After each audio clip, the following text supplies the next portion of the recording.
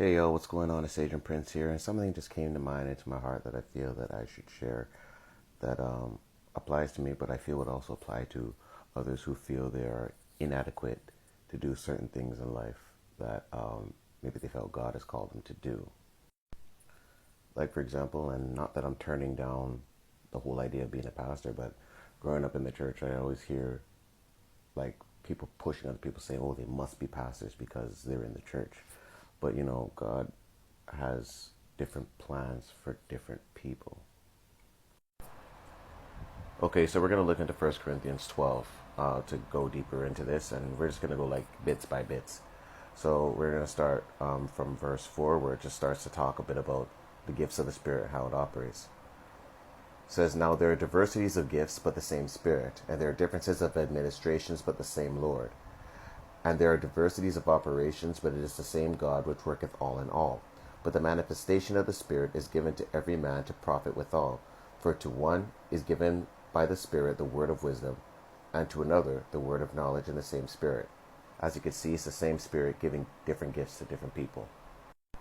So now we're going to look at the verse 11, where it says, but to all these work that one and the self same Spirit. Talk about all the different gifts of the Spirit we mentioned before, dividing to every man severely as he will.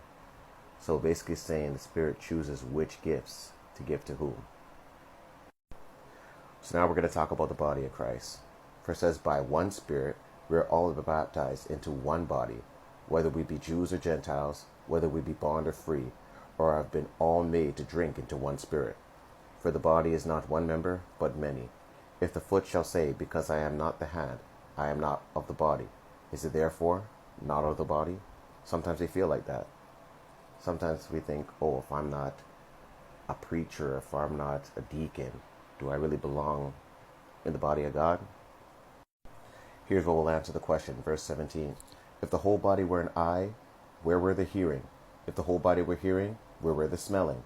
But now hath God set the members, every one of them, in the body as it hath pleased him. And if they were all one member, where were the body? But now are they many members, yet one body. And the eye cannot say to the hand, I have no need of thee, nor again the head to the feet, I have no need of you. Now jump to verse 28, where it says, and God hath set some in the church, first apostles, secondarily prophets, thirdly teachers, after that miracles, then gifts of healings, helps, governments, diversities of tongues. Are all apostles? Are all prophets? Are all teachers? Are all workers of miracles? Actually, 3 minutes is a little shorter than I thought to do this video, so I'm going to make a part 2.